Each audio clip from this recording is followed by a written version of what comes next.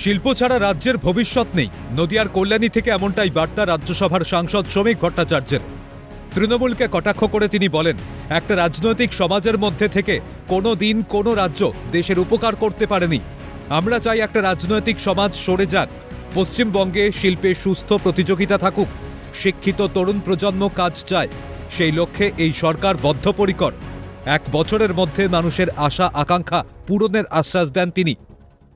একটা রাজনৈতিক সমাজের মধ্যে থেকে কোনোদিন কোনো রাজ্য দেশের উপকার হতে পারেনি, ভালো হতে পারেনি। আমরাও চাই একটা রাজনৈতিক এই সমাজটা সরে যায়, পশ্চিমবঙ্গে শিল্পের সুস্থ প্রতিযোগিতা থাকুক, এখানে রাজ্যে বিনিয়োগ বাড়ুক, এফডিআই বাড়ুক, এসইজেড আসুক। শিল্পের ছাড়া আমাদের কোনো ভবিষ্যৎ নেই। তরুণ শিক্ষিত প্রজন্ম যারা আছেন তারা কাজ চায়, তারা কর্মসংস্থান চায়, তারা ভালোভাবে বেঁচে থাকতে চায়। আর তরুণ প্রজন্ম তারা আন্তর্জাতিক মানের শিক্ষা চায়। তো সেটা করার লক্ষ্যে এই সরকার বদ্ধপরিকর। 1 বছর সময় দিন, আর এখনো তো 1 মাসও হয়নি সরকারের, একটু সময় দিন। অন্যদিকে বিজেপি ক্ষমতায় আসার বিষয়ে শ্রমিক বলেন, পশ্চিমবঙ্গের মানুষ একটা সুযোগ দিয়েছেন।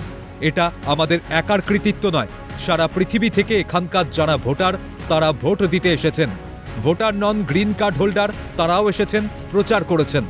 তারা একটা নতুন পশ্চিমবঙ্গের সন্ধানে এসেছিলেন, দাবি শ্রমিকের। আমাদের পশ্চিমবঙ্গের মানুষ একটা সুযোগ দিয়েছেন, এটা তো আমাদের একার কৃতিত্ব নয়। সারা পৃথিবী থেকে মানুষ যারা এখানে ভোটার তারা ভোট দিতে এসছেন। যারা ভোটার নন, গ্রিন কার্ড হোল্ডার কিংবা অন্য দেশের সিটিজেনশিপ নিয়েছেন, তারাও এসেছেন। তারা নিজেদের মতো করে প্রচার করেছেন। আমরা অনেক ক্ষেত্রে জানি না, কারোর সঙ্গে যোগাযোগ নেই। পরিযায়ী শ্রমিকরা এসেছেন, কিছু আমাদের ব্যবস্থাপনায় এসেছেন, আর কিছুরা নিজেদের টাকা দিয়ে এসেছেন। সুতরাং এই যে লক্ষ্য, এটার লক্ষ্যটা কি? একটা নতুন পশ্চিমবঙ্গের সন্ধানে তারা এসেছেন। বাংলায় শিল্পের মরা গাঙে বান আনতে মরিয়া রাজ্যের বিজেপির সরকার। যতদিন গেছে এ রাজ্যে শিল্পের বেহাল দশা ততটাই স্পষ্ট হয়ে উঠেছে। শিল্প নেই, বাণিজ্য নেই, চাকরির অভাবে ধুঁকছে যুব সমাজ। এবার শিল্পের হাল ফেরাতে প্রতিশ্রুতি গেরুয়া শিবিরের। একসময় ধনী রাজ্যের 2য় স্থানে থাকলেও বর্তমানে সেই জায়গা হারিয়েছে বাংলা।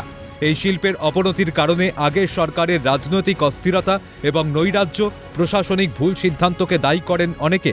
তবে এবার বাংলায় বিজেপি ক্ষমতায় আসার পরেই শিল্প অর্থনীতির পুনরুজ্জীবিত করতে নীতি আয়োগকে দীর্ঘমেয়াদী পরিকল্পনার একটি ব্লু প্রিন্ট তৈরি করতে বলা হয়েছে কেন্দ্রের তরফে। তরুণ প্রজন্মের কর্মসংস্থান তৈরির ওপর জোর দেওয়ার পরিকল্পনা করা হচ্ছে। তবে এখন দেখার কবে আবার বাংলায় শিল্প ফিরে আসে। ক্যামেরায় জ্যাকি সিংয়ের সঙ্গে রেশমি দাস ও সুবীর দাসের রিপোর্ট, ক্যালকাটা নিউজ।